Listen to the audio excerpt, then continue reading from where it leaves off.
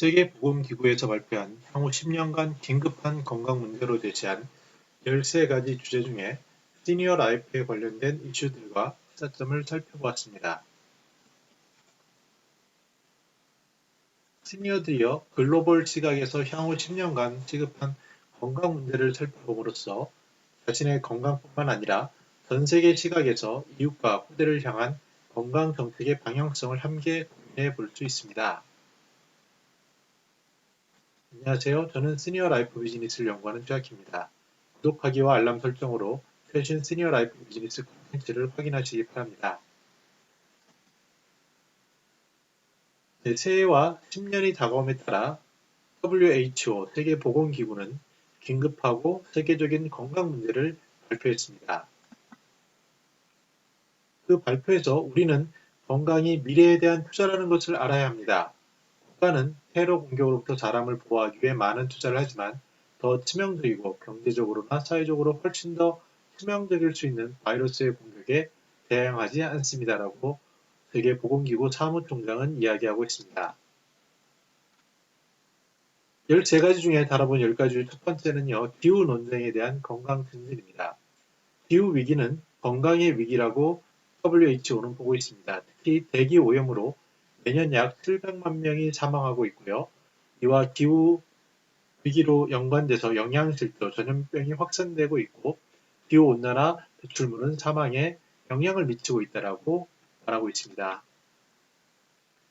두 번째로는요, 건강관리를 공정하게 만들자라고 얘기하는데 부자 나라와 가난한 나라의 평균 수명이 18년 정도 차이가 나고요. 국가 및 도시 내에서도 현격한 격차가 납니다.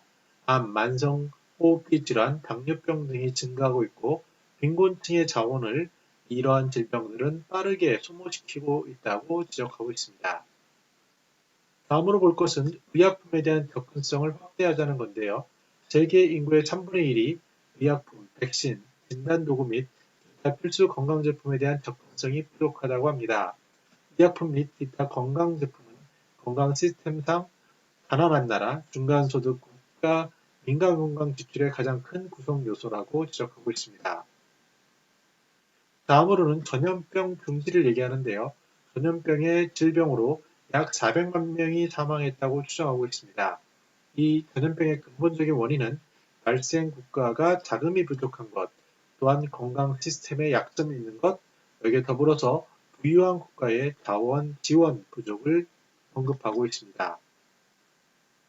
또한 위험한 제품으로부터의 보호를 얘기하는데요. 식량 부족, 특히 안전하지 않은 음식 및 건강에 해로운 음식은 전 세계 질병 부담의 약 3분의 1을 차지한다고 합니다.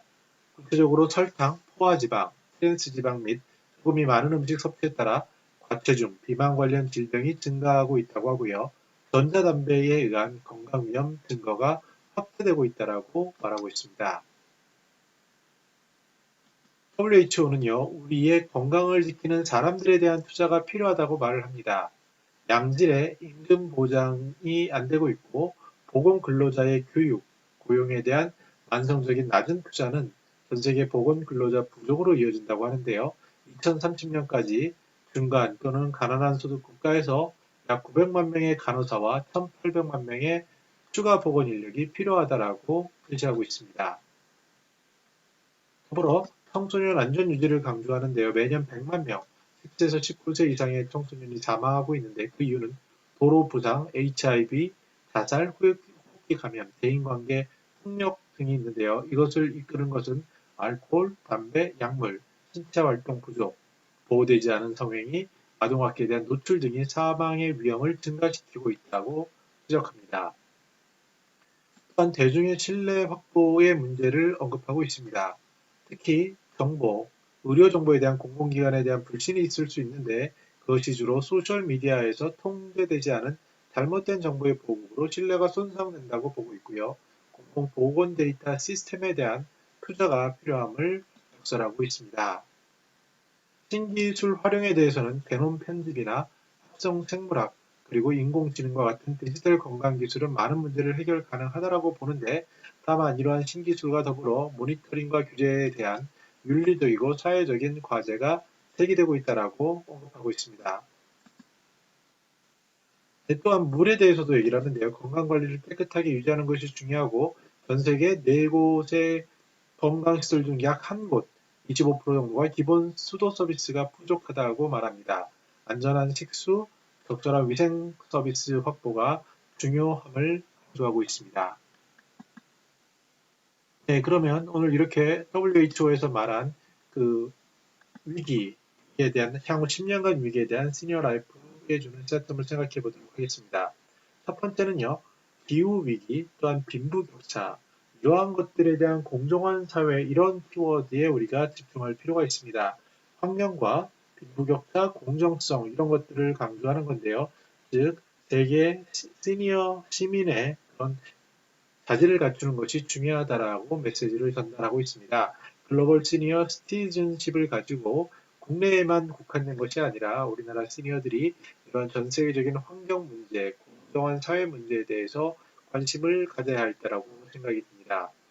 두 번째는요, 위험한 음식과 대중 신뢰를 저하하는 부분에 대해서 건강에 대한 정확한 정보를 제공하는 시스템을 공공 쪽에서 특히 만들어줄 것을 제안하고 있습니다. 아무래도 SNS나 정확하지 않은 정보들이요, 많은 신뢰에 금이 가게 하는데 이런 것에 대해 공정한 정보 시스템을 구축하는 것을 필요하다라고 언급하고 있습니다. 마지막으로 보건 인력을 양성해야 되고 신기술을 도입해야 된다라고 합니다.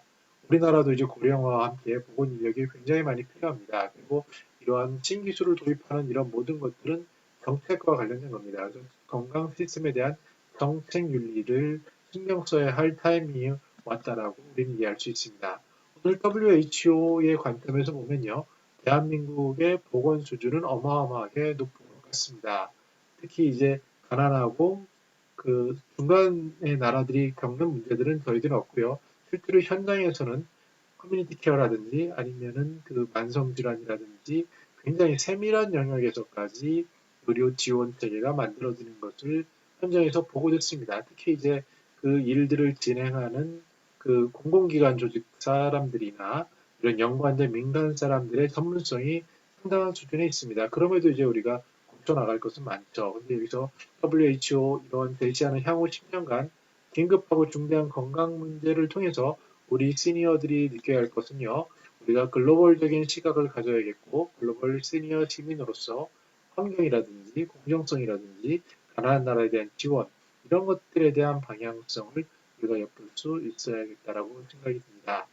저는 더 나은 시니어 삶 공동체를 연구합니다. 감사합니다.